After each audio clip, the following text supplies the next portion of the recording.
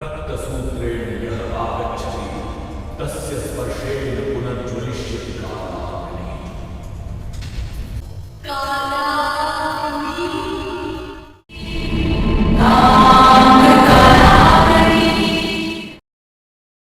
साल 2014 कोलकाता के एक कॉलेज की पुरानी लाइब्रेरी।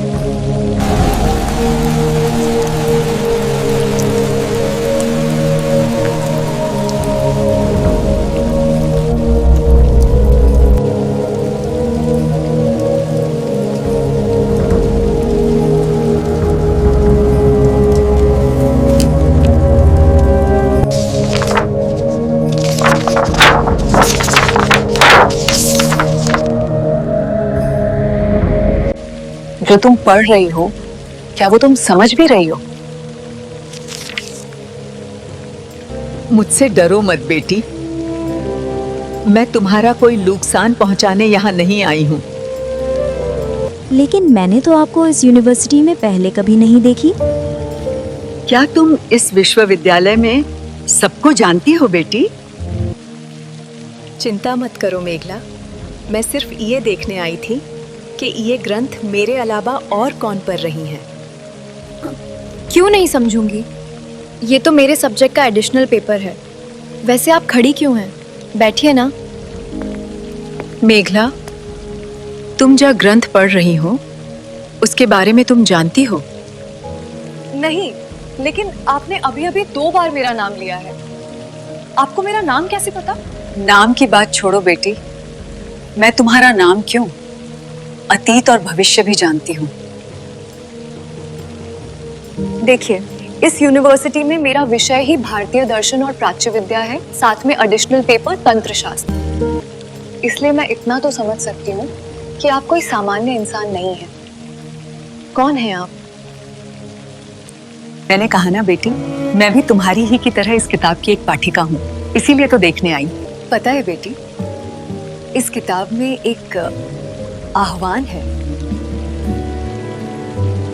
किताब में आह्वान? ये कैसे हो सकता है? ये तो बस एक किताब है। मैं सही कह रही हूँ बेटी, इस किताब में जो लिखा है वो सिर्फ शब्द नहीं है, इसे चेतना से पढ़ना पड़ता है। शब्द तो मर जाते हैं लेकिन चेतना जीवित रहती है। चिंता मत करो मेघला, समय आने पर हमारी फिर मुलाकात होगी, तब ये शब्द चेतना में बदल जाएंगे और तुम इस आह्वान को भी पहचान लोगी।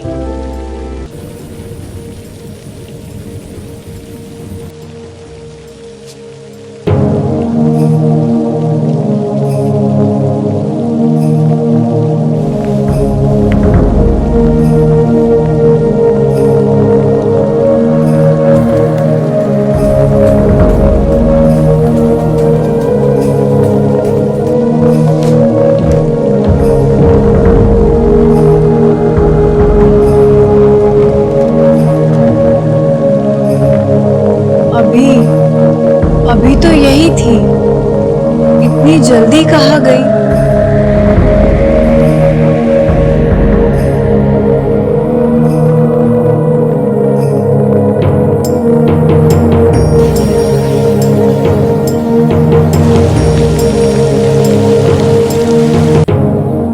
साल 2022 कोलकाता और डायमंड हार्बर के बीच धीरे धीरे बसता हुआ इलाका हरिदेवपुर।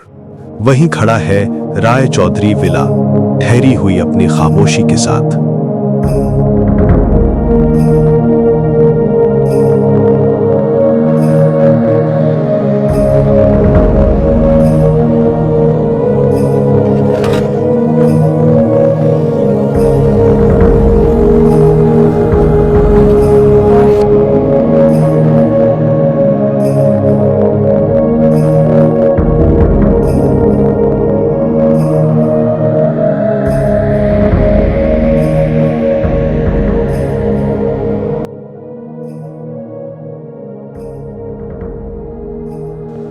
आज आप जरा जल्दी आ पाएंगे?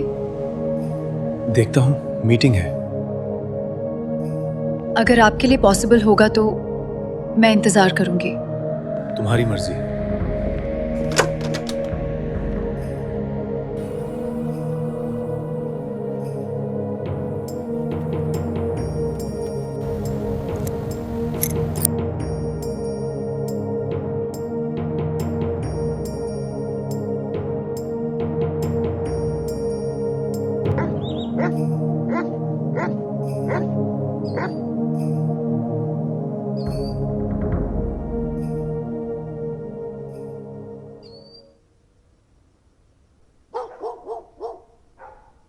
मेघला, 7 साल तू अब भी इंतजार कर रही है। अगर वो तुझे नहीं चाहता तो तू खुद को क्यों सजा दे रही है? दीदी, शायद मैंने अब इंतजार करना ही अपनी जिंदगी बना ली है। जिंदगी इंतजार से नहीं चलती है, अपनापन से चलती है मेघला। कभी कभी हमें अपने लिए भी जीना पड़ता है। अगर अपनापन भी किसी और की मर्जी पे टिका हो तो फिर औरत अपने अंदर बचा ही क्या पाती है? मेघला, तो तू क्या पूरी जिंदगी ऐसी तन्हाई में गुजारेगी? अगर वो तेरे करीब नहीं आता तो तू क्यों किसी अपने से दूर रहे? देख, कभी कभी किसी अजनबी से भी वो सुकून मिल जाता है जो कोई अपना नहीं दे पाता। दीदी, आप भी ना हर बात में कोई शरारत ढूंढ लेती हैं। अरे ये शरारत नहीं है, कभी नजर घुमा के तो देख अपने आसपास। कभी कभी दिल के दरवाजे थोड़े देर के लिए खोलने भी पड़ते हैं। दीदी, जिंदगी कोई खेल नहीं है और मैं किसी खेल में पढ़ना भी नहीं चाहती हूँ। रखती हूँ।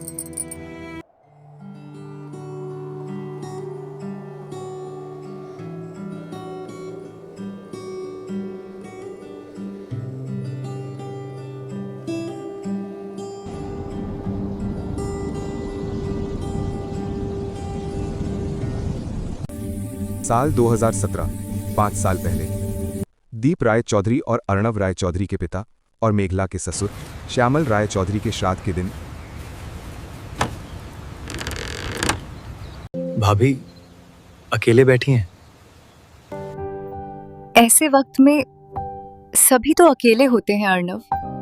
शायद, लेकिन अगर कोई पास बैठ जाए तो अकेलापन थोड़ा कम हो जाता है। तुम तो लंदन में रहते हो, यहाँ की उदासी तुम्हें क्यों छू रही है? वहाँ लोग बहुत हैं, लेकिन कोई नहीं जो तुम्हारी तरह आंखों में सुकून रखता हो भाभी। अर्णव, ये वक्त नहीं है ऐसी बातों का।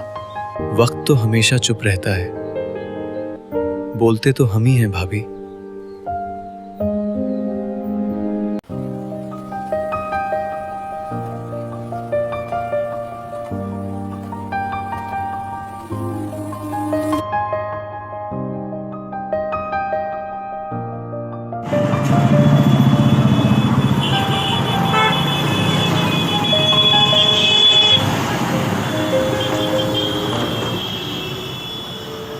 रक्तसूत्रेण यह आगच्छति तस्य स्पर्शेन पुनर्ज्वलिष्यति कालग्नि।